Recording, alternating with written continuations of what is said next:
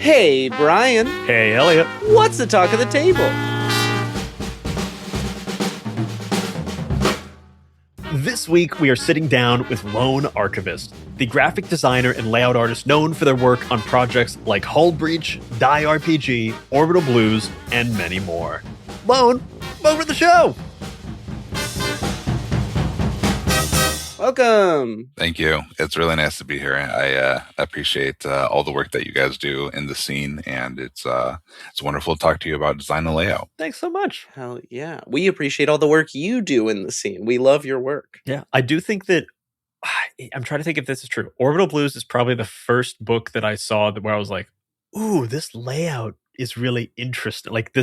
That actually got me from a layout perspective. And then I discovered a bunch more, but that was probably the first game that really sparked that interest in me. So thank you for that. That's exciting because that's probably one of my first forays into freelance graphic design in the tabletop scene. So that it was a great project to work on. Well, you nailed it from the start. So, Lone, we want to, explore this whole world of layout design and graphic design in RPG specifically, get a sense of what makes for good or effective layout, and ultimately leave the audience with a better idea of how this undersun aspect of game making works. To start, though, our sort of intro question we want to ask you is, what would you say is your core ethos when it comes to layout and design? How do you think about it in the broadest of terms when it comes to layout and design for RPGs? That's a great question. I think the starting point is what not to put on the page, which might sound counterintuitive. When I was talking to you about doing this interview, I did a little bit of research because I know there's some quotes that are around that concept and idea, but I want to make sure that I accredited them correctly. Both Massimo Vignelli, an Italian designer, and Claude Debussy have something that is essentially what you don't design, or the space between the notes, is just as important as what you actually play in music or what you actually put on the page in design. And I think that concept is something that I try and put into anything that I touch as well. And the thought behind that is you want to be able to have your words on the page breathe, and you want to be able to understand them. So if you just have so much stuff on the page that you can't parse what's on it, especially once you are trying to bring something to the table to make it usable, it's difficult to do just that. It's difficult to use it. So that's one of the things that I try and keep in mind when I open up a new InDesign or Affinity document. I know the other quote that I want to add to that combination of quotes is from Coco Chanel, which was always her thing of when you're leaving the house, take one thing off of your ensemble, simplify it, make it easier so the core idea makes more sense. Right. I know there's a lot of RPG critics that will sometimes bemoan white space in design. They'll look at something and say, oh, look, there's nothing on this page. You could have added another table there or something. And I think that is doing a disservice to legibility in the sense of how something on a page breathes, how it feels, and how useful it can be when you're actually trying to read it. At time of release, we're in Orbital Blues month, which is one of the reasons we wanted to chat with you about, because you did the original book, Orbital Blues. And so kind of using that game as an example, when it comes to a game with a very specific and highly stylized sort of layout, how do you apply this ethos you're talking about to a project like that? Part of the beautiful aspect of Orbital Blues is Josh Clark's art.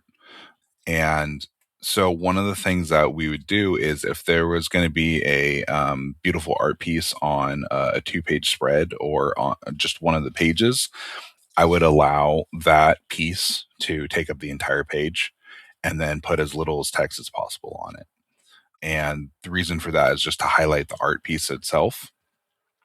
And that's not to add page bloat or anything, but the point behind it is to make it so that whatever is on the page is intentional, in the sense that it makes sense. There's a marriage between the visuals and the words. And so much of, especially, I think this is true for most role playing games, but just thinking of Orbital Blues specifically, so much of what is conveyed in that book is the vibe and the feel of the world of the game that you're going to be playing. And when people think about Orbital Blues, like, I don't think a lot of people are thinking like, ooh, this 2d6 rollover system. They're not thinking necessarily of the mechanics. Rather, they're thinking, this is how Orbital Blues makes me feel. This is the vibe of the world I'm inhabiting. And that's what's coming through in this layout and through the art. Thank you. I'm glad to hear that, because that is something that, in talking with Zach as we were working on the project, that's something that we really wanted to come through the pages, is not just the mechanical aspect of it, but the vibe. So, we talked a little bit here about like how you approach it yourself when creating, but I think zooming out a bit, we always like to ask people who make different aspects of an RPG, by your measure, what would you define as the elements of quote unquote good layout versus maybe bad layout? I think the simplest thing to boil it down to is paying attention to margins. And so, if I can define that just for a moment, margins are the space, typically in between where your content is on a page and the edge of a page. In something like Mothership, you're going to see really tight margins in order for them to utilize as much of that information for a very dense layout as possible. In something like Orbital Blues, we had very wide margins in order to make it feel a little bit more airy and vibe based. But paying attention to that, as well as what's also called the gutter, which is the section that falls in basically in the spine area, the fold of the page, or the fold of the spread, rather. Paying attention to that is one of the first things that will tell me if this is something that was laid out by a professional or someone that is maybe opening Affinity for the first time. And I don't want to besmirch anyone who's opening Affinity for the first time. That is always a great thing. We have such a wonderful indie scene in the RPG space because people are doing that. But if you want to make something look professional, paying attention to that is one of the key things as far as a good and great layout. It is always this is true of sports or like whatever. It's the fundamentals that'll kill you or like bring you to the next level. Those like very first building blocks are often the most obvious and the biggest indicators of success. Yeah, absolutely. And then from there, just paying attention to, again, the going back to the quotes that we talked about at the opening, the space between all your content. If you have really tight, what's called leading, which is the spacing between the lines of your characters and your paragraphs, it's going to be difficult to read, and it's going to look, frankly, amateurish.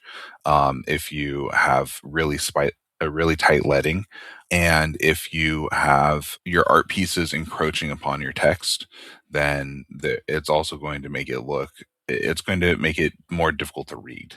So two of the projects I'm interested in drawing some parallels between two of the projects that you've worked on, because we've talked about Orbital Blues and how its layout is much more airy and like not quite sparse, but like has more of that white space.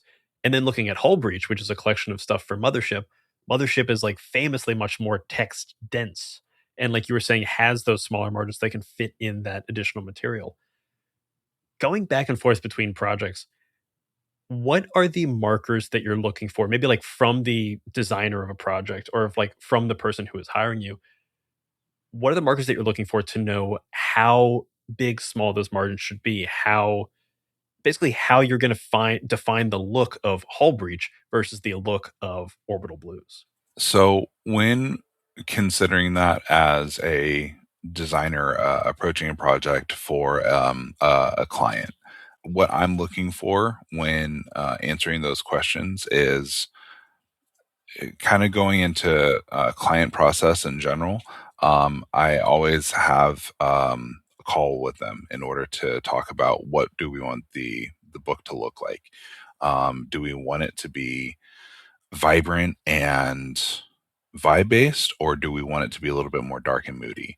Do we want it to have a ton of information on the page, or do we want it to breathe and feel more like a cookbook, as an example of something not in the TTRPG space?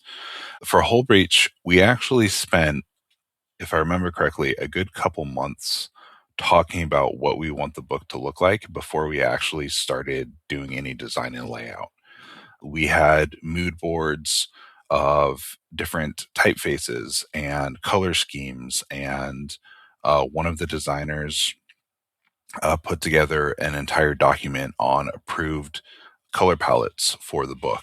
And that's how we determined how each section would be color coded. And we also would be able to make sure, since we were working with 3 different designers, that we didn't step on one another's toes and we wouldn't have a repeating color palette. So these are all conversations we're having in advance of actually sitting down to do the layout. And that same approach happened with Orbital Blues. It was a little bit shorter because I was working as a solo designer on that. But I sat down and did what I call a wireframe, which is very similar to the concept in web design. But basically, I laid out several pages and presented that to Soul Muppet and said, here's what the book could look like. Do we want to change anything about it? And in terms of going back to your question about Orbital Blues versus Mothership in terms of density, one's a little bit more hard sci-fi and one's a little bit more vibe sci-fi, right? So that determines which aesthetic we're going with at the same time. So that Tuesday Night Games is a very defined visual language, and so that was fun working in Whole Breach because we had a sandbox to play in that we already knew what we wanted it to look like. And Orbital Blues was fun for a different reason because I was able to establish what that visual language would be. And now we have a whole wealth of first party products that are able to borrow from that design language of the original core book. When it comes to like this idea of like, you know, like an established visual language, creating a visual language, I want to maybe spin this into the idea of specifically this kind of design being part of a game, and how much you see layout RPG as part of a game design. Like when it comes to the text of a game and like the intended player experience and stuff, how much is the layout pulling from that and how much is the layout informing that or like part of the game's design? Maybe we can dial this into talking about the difference between laying out a game manual versus a novel, right? In a novel where you have a lot of prose, it's very easy to just set up a wall of text and have beautiful introduction pages and chapter pages, but you're not really worried about hyphenations, cutting off words, and increasing reading time and understandability. Whereas in something that is a game manual, this needs to read more like an instruction booklet where you understand what's happening.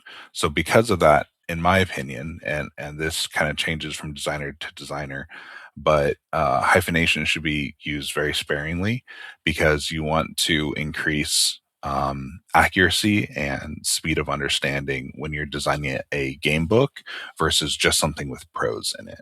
And hyphenation, in this case, you're specifically saying like hyphenation that splits a line, that like splits a word over 2 lines. Yeah, exactly. Not hyphenation for like a dual cognate word or whatever it's called, but something that specifically breaks the line from one to the other, splitting up the word. That just increases how long it takes for someone to parse the text.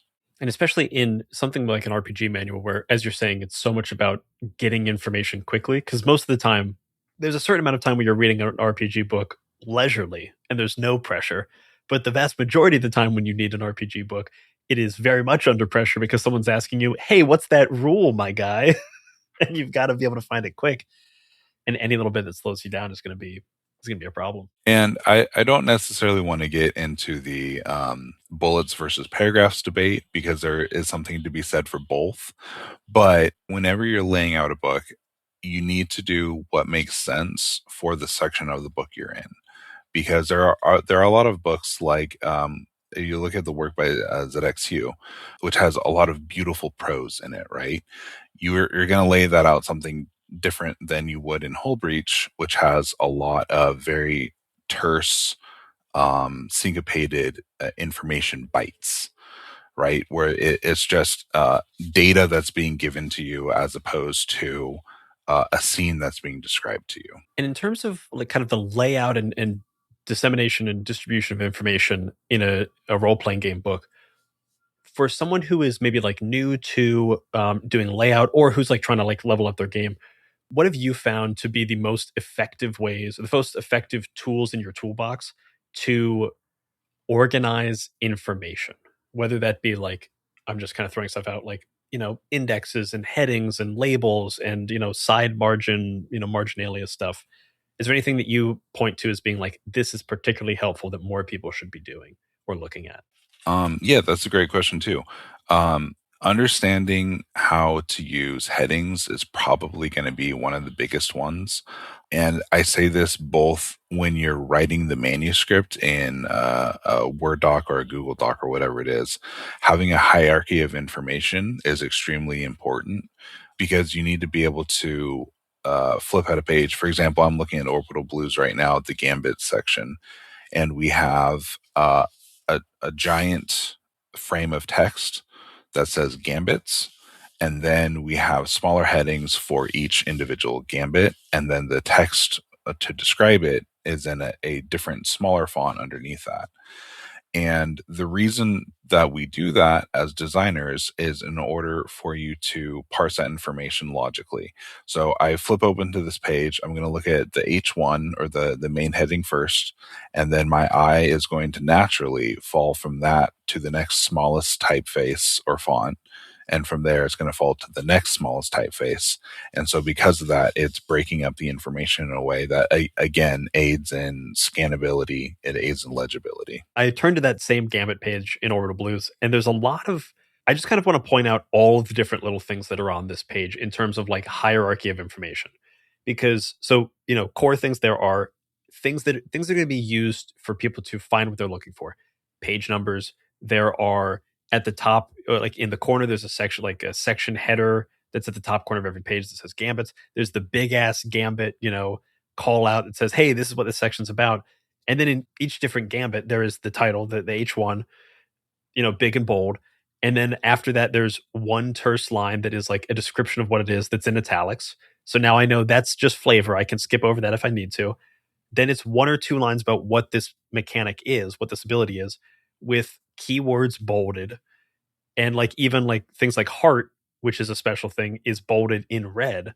So now reading through it, I know this is the one I'm looking for. I can skip this line because this is flavor. I don't necessarily need it right away. Here are the key words or phrases or mechanics that are in this thing.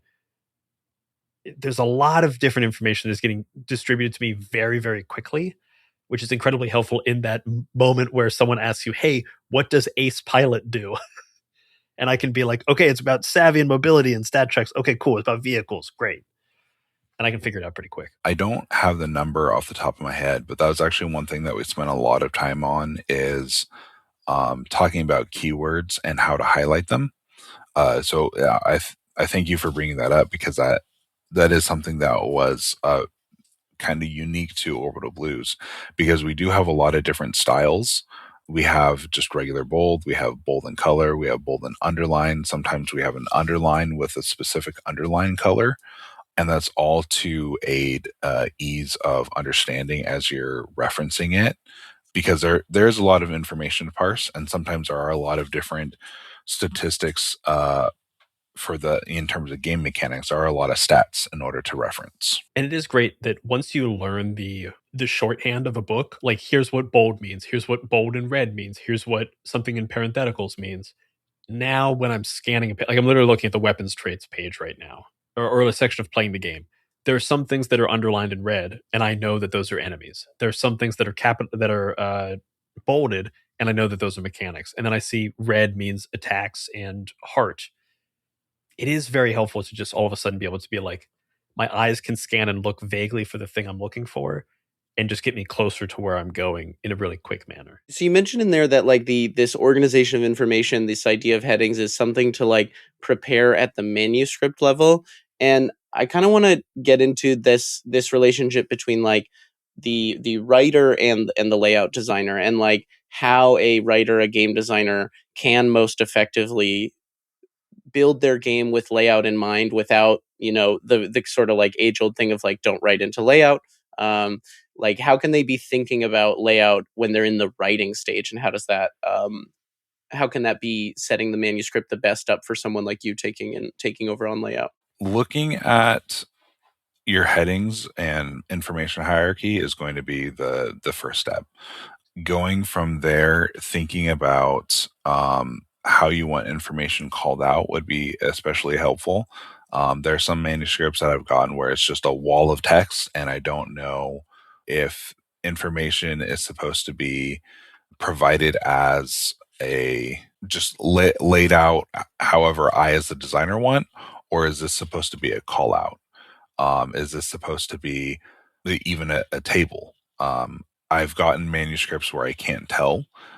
So if you're preparing a manuscript, make each section on what you want it to be as clear as possible, and that's also going to make it easier for the designer, but it's also going to make it easier for you as the writer in order to not have the time extension of going back and forth on edits and conversations on like, what am I supposed to do with this page versus this page. I know, Elliot, you and I, when I was doing layout for Project Echo and for Romcom Drama Bomb, that was like a conversation we had on pretty early, and it's something we came back to like kind of throughout the layout process.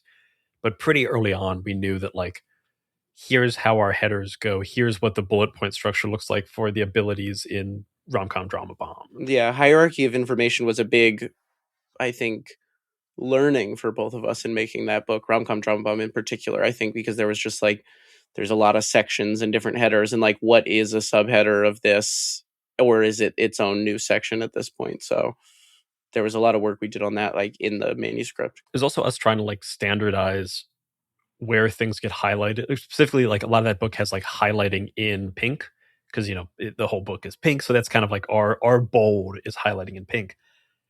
And like, what does that mean when someone sees that?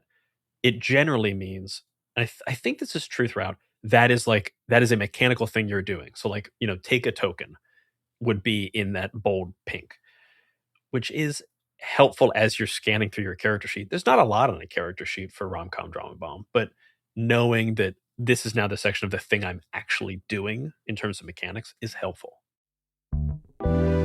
It's the talk of the table.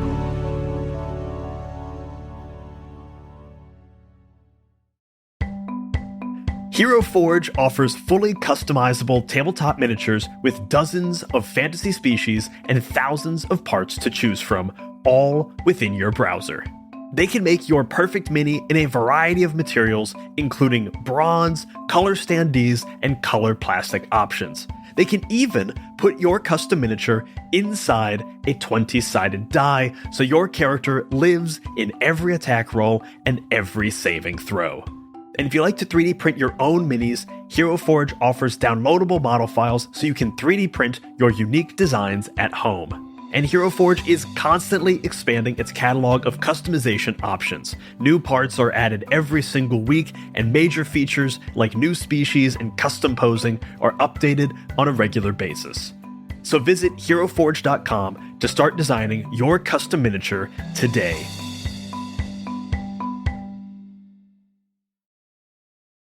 April is Orbital Blues month on BackerKit.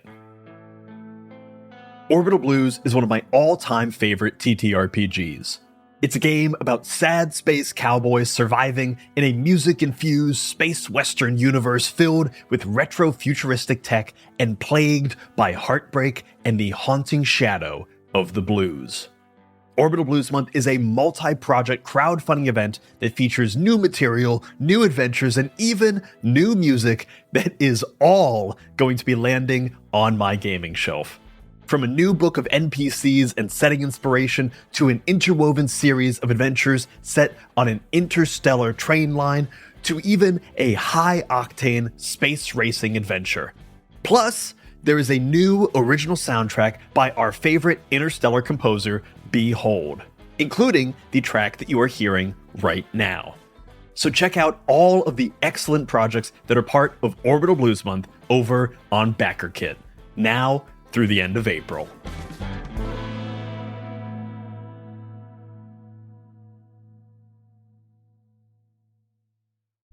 In the far reaches of the world, under a lost and lonely hill, lies the forgotten tomb of corridors and all its many ills. This labyrinthine crypt, filled with monsters, traps, and treasure, seeks to destroy your mortal form and seal your soul forever. Originally called Tomb of Horrors, based off the original created in 1979. Included in my version of Tomb of Corridors will be its own background information, a legend of the tomb as it relates to the land of Hyranor, and quite a few unserious hijinks. I'm Amelia Psalm, and I will be your dungeon master. Embarking within the tomb, we also have Haley as the Queen's Ravens, Stella Jo as the Sacrificial Sisters of Alpha Kappa Mori, Cyrus as a lesbian who keeps coming back wrong. New episodes release on Mondays, wherever you get your podcasts. The interesting thing about layout to me is that it is in conversation with every other piece of the project in unique ways. Like, one of those that we've talked about is the writer. I think the other one that you mentioned earlier with like Josh Clark and Orbital Blues is that like how you approach layout is going to be different based on the big suite of art you're given. And I'm curious sort of how that conversation goes for you, in like whether you actually have a conversation or how what an artist prepares changes how you approach the layout. Like you could get 100 assets or you could get 5. Is there a preference or something better in those two, or how does that change it? Working with artists has been different on each project that I've done. And it's something like you mentioned dye at the outset as well. That was wonderful because we had not only a wealth of original art for that project, but we had an entire library of art from the comic that we could pull from. Using that art made it easy for when we needed spot art, so that we didn't have to say, hey, I need a piece approximately this size by this size. It's going to fit in here. But, that is something nice to do when you are working with an artist after the fact. You've already laid out the book, and then you do need those small pieces to fit into a weird shape.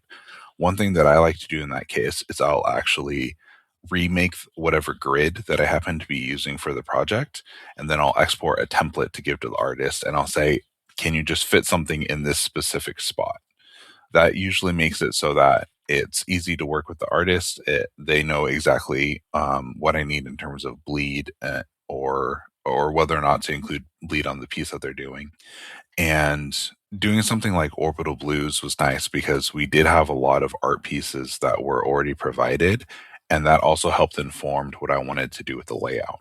Because there are certain pages where I could take one of Josh's pieces and just put it over the spread and then inform what text I wanted to put on top of it.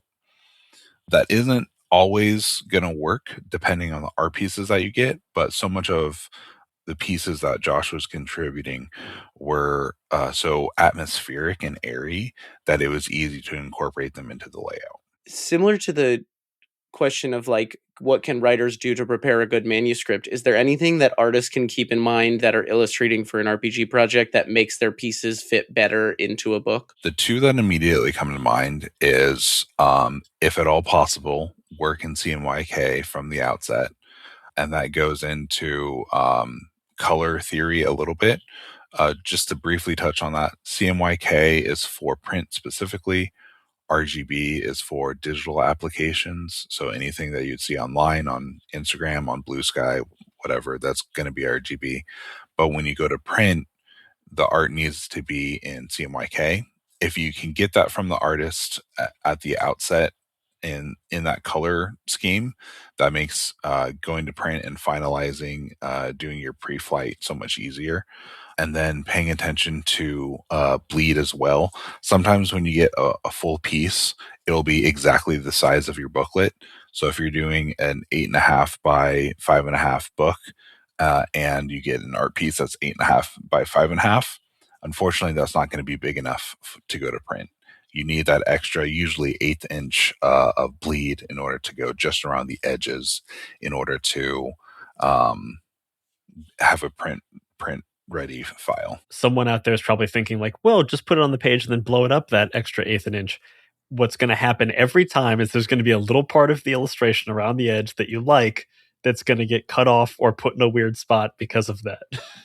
It never quite works as cleanly as you want. There's the other thing to consider with that is, and I'm glad you brought up that point, when I haven't had this issue with any art assets yet, but when you're doing digital illustration in particular, you can do it at any DPI. Screen DPI is 72, which just means dot per inch. Print has to be 300 DPI. So if you're doing something that, even if you're a digital artist and you have something CMYK, if you blow it up in order to make it work with your bleed, that's going to reduce the DPI.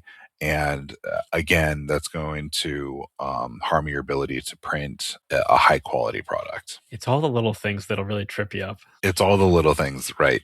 One thing I want to highlight too, just as a general design note, is since we're kind of going on a tangent about DPI and print versus digital, those rules typically only apply when you're printing at book scale. Anything that's considered large format, like if you're doing a banner for a table at a trade show or a con, that you can typically do at about 150 DPI. Well, so this leads right into this kind of like this third conversation I'm thinking about in my mind, which is format is a huge part of layout design. Obviously, like the way that you approach laying out, a die size book versus an Orbital Blues size book versus a Hull Breach is going to change kind of everything. Not everything. The fundamentals will stay the same, but it will really change how you think about how this game is laid out. And when we were talking ahead of this conversation, you brought up trifold brochures specifically as an interesting layout design space. So I'm curious how you think about format and how it informs how you approach layout in these different kind of formats. Yeah, so something like Hull Breach and Orbital Blues are going to be really close. They're in that 6x9 US trade area. That's going to be your pretty common RPG size book.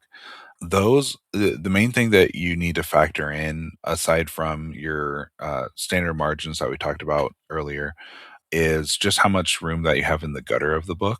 Again, it's that area that falls in the middle of the spread.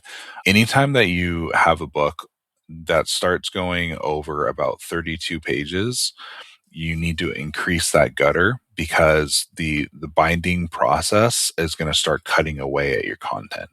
So if you have a gutter that is filled to the brim with your text or even art pieces that span that, you're going to open it up and you're not going to be able to read your book because too much of your content has fallen into that middle section of the spread. So that's, for those kinds of books, that's really the only consideration to keep in mind.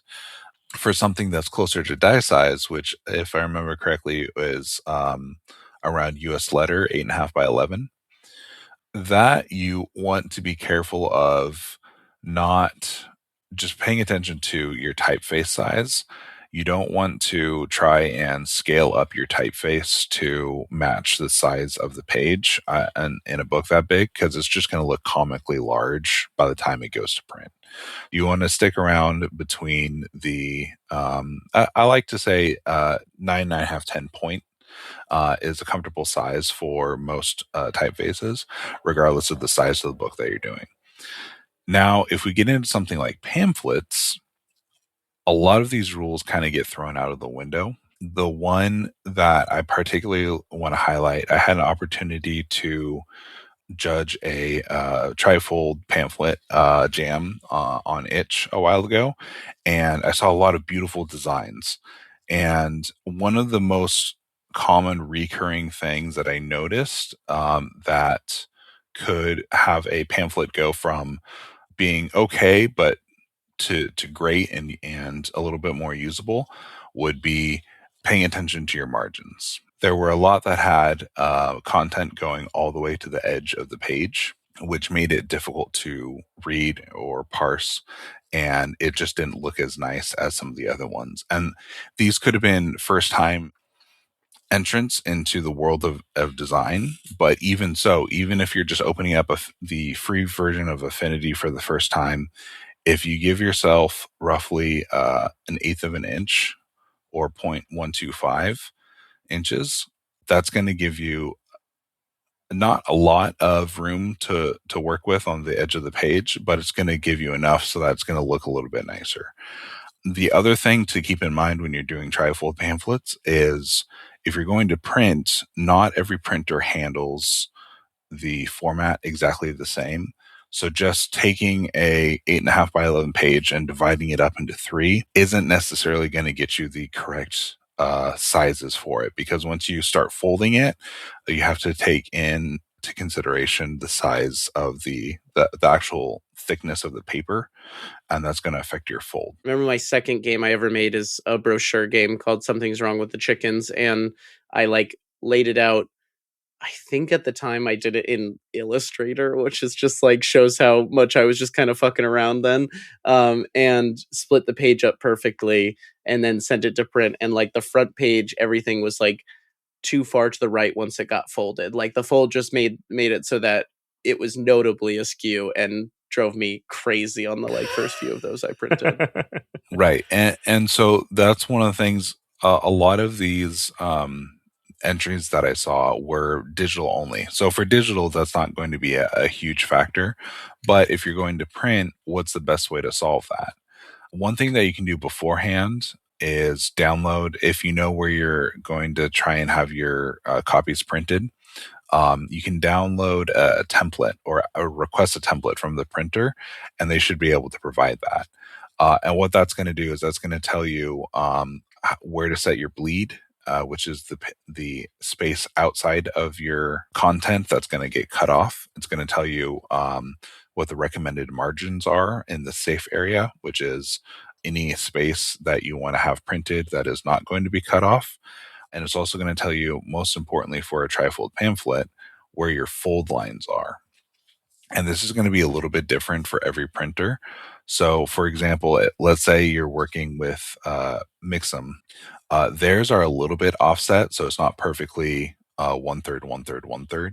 So if you throw that into InDesign or Affinity and set your rulers and guides, you're going to be able to have a pamphlet that prints correctly, and once it's folded, everything that you want to have aligned correctly on the page is going to show up exactly where you want it to be. I think it's also worth saying that all of these, setting up your template, getting a template from your printer, setting up all of your presets in your UI, choosing your fonts, choosing your header, that hierarchy of information, that is the thing you should do probably in most cases before you start jumping into the layout. This is the phase where you are sharpening your knives so that you can effectively cut this chicken that is this metaphor.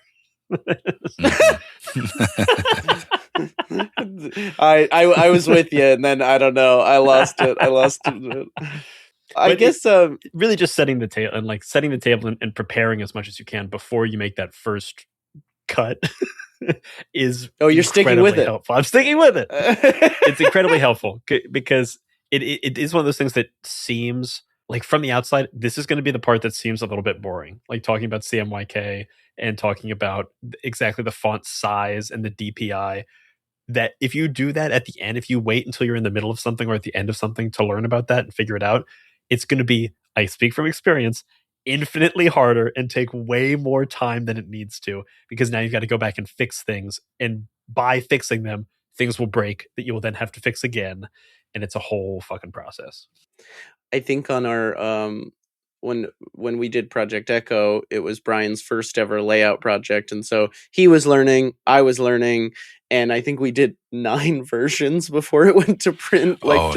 And the last 5 of those was a lot of just fixes that then created other problems, and thankfully our friendship survived, and the book got printed. But that was also a thing that we got a little screwed by gutters in that first printing as well. Not crazy, but looking at it now, I'm I would have made the gutter a little bit bigger on that.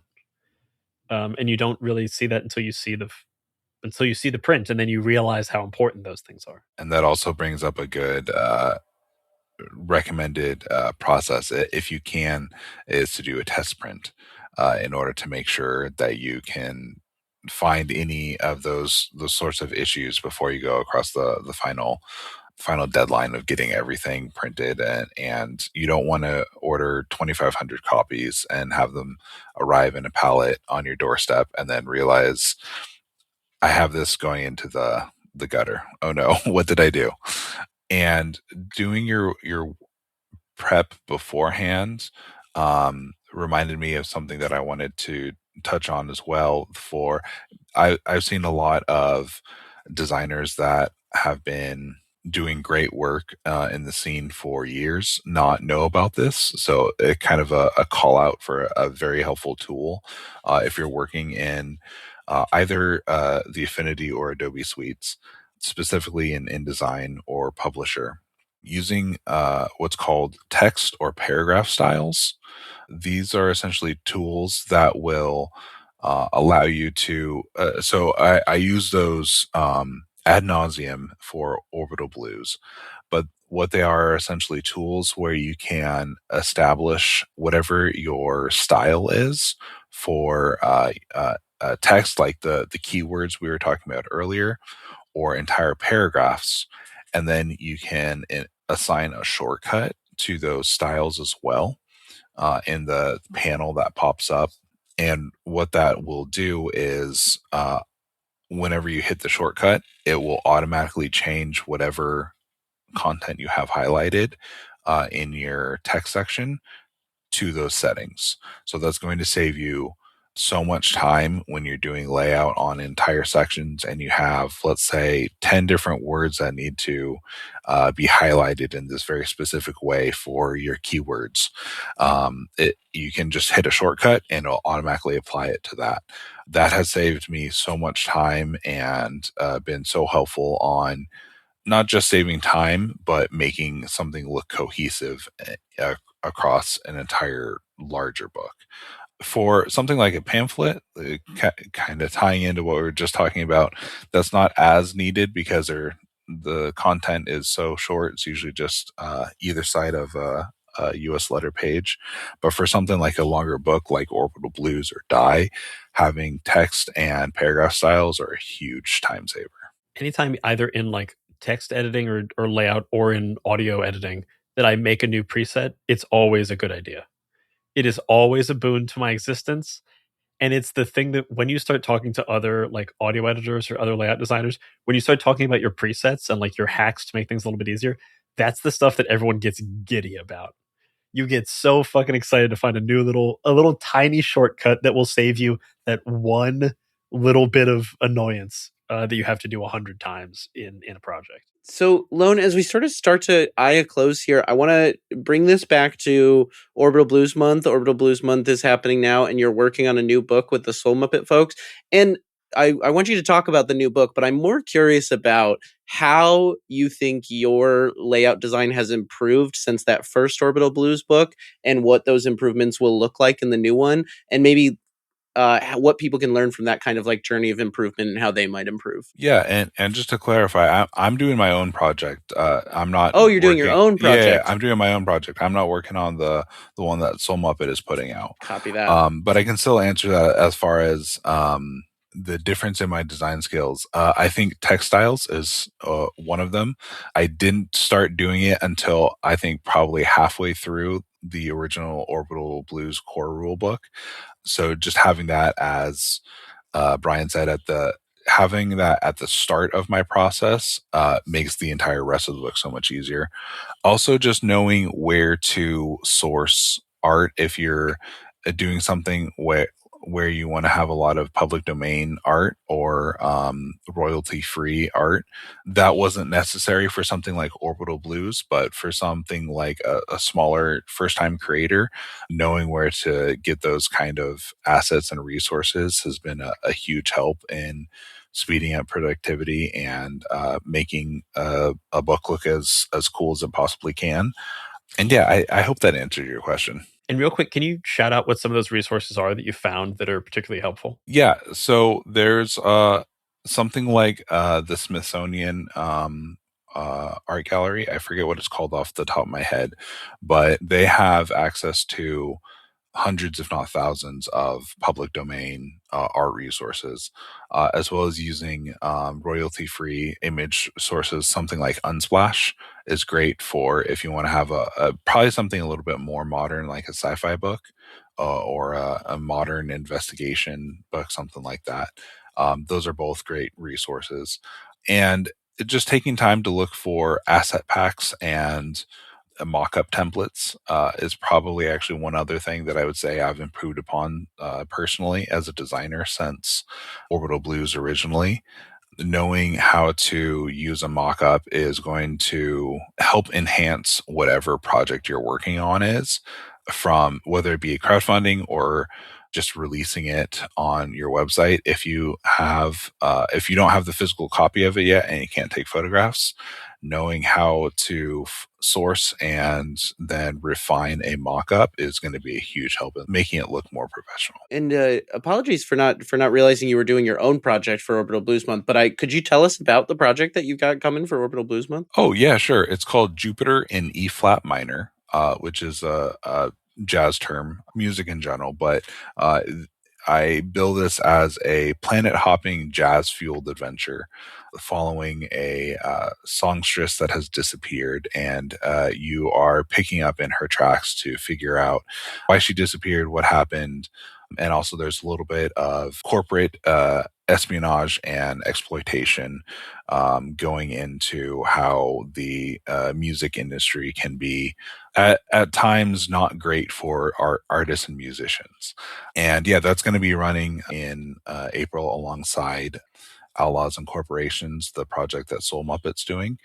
And yeah, that's the elevator pitch for it. So, Lone, my last question is sort of like a broad one about just your feelings as an artist that does layout design and graphic design. And one of the things that I have loved as a piece of advice is that artists need to consume other art and other media. And so I'm curious, when it comes to your practice of layout design, what are the things that you absorb and consume and read and enjoy that help inform and make you a better layout designer that you would recommend other people check out to improve? That's a great question. And I agree with that sentiment, is consume as much as you possibly can, and also try and do it from outside of your space.